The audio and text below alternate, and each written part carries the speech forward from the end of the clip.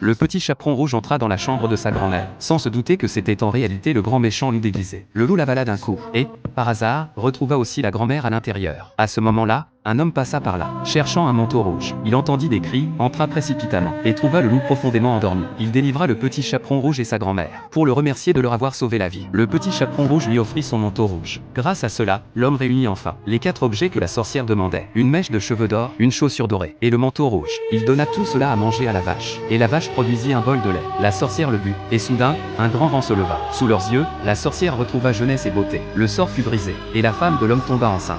Enfin, ils allaient avoir leur propre enfant. Mais les haricots magiques qu'ils avaient jetés avaient poussé jusqu'au nuage. Là-haut, le géant découvrit que le garçon lui avait volé sa harpe d'or. Furieux, le géant attaqua les humains. Tous se réunirent, se disputant et se rejetant la faute pour tous ceux qui avaient mal tourné. Finalement, ils accusèrent tous la sorcière.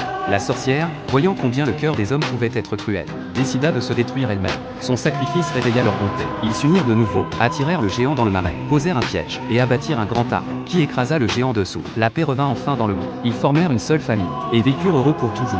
Mais l'arrivée d'un étranger allait bientôt briser leur paix une fois de plus.